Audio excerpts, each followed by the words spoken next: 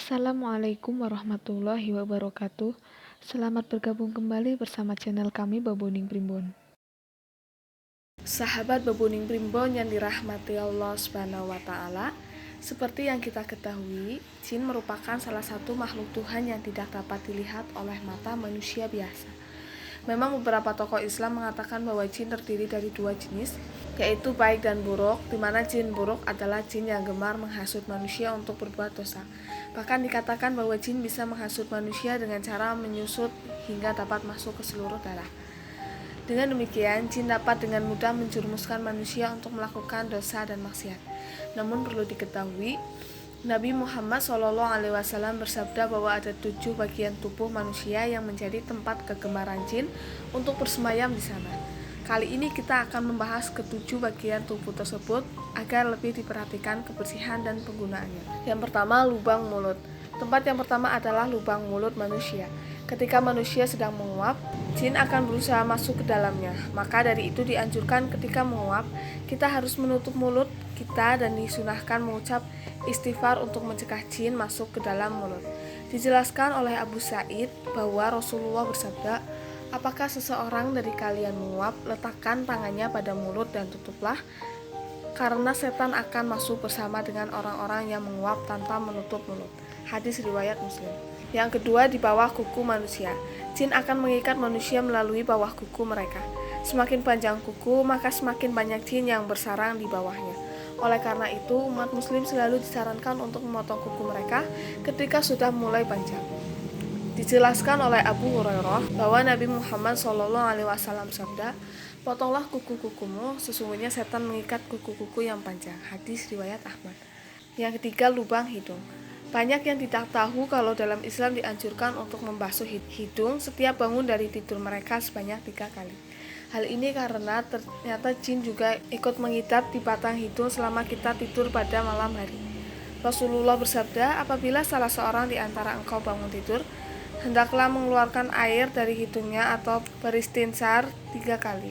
Karena setan itu menginap di batang hidungnya." Hadis riwayat Muslim. Yang keempat, lubang telinga.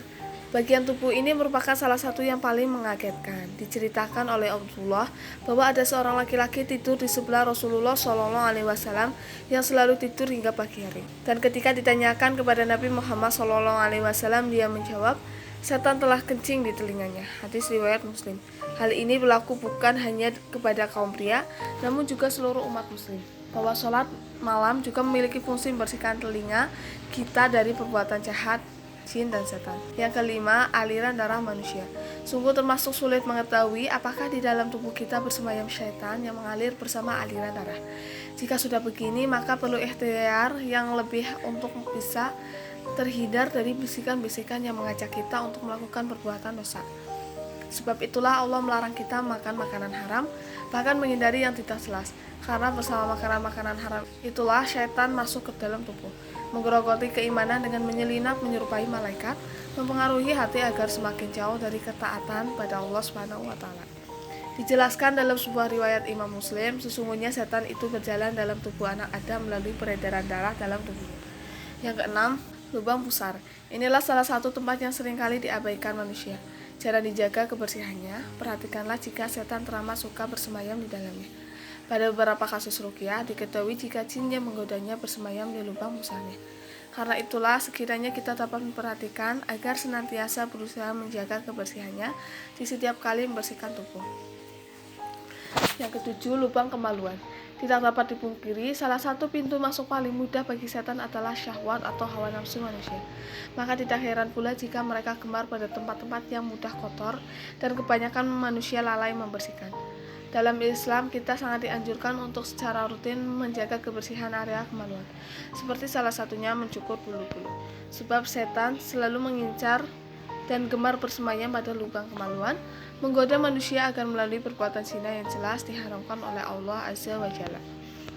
Sahabat Baboning Primbon yang dirahmati Allah Subhanahu wa taala, hendaknya kita selalu berusaha menjaga kesemuanya agar tidak mudah bagi syaitan untuk menyebar tipu dayanya, agar kita terhindar dari melakukan perbuatan yang melanggar perintahnya.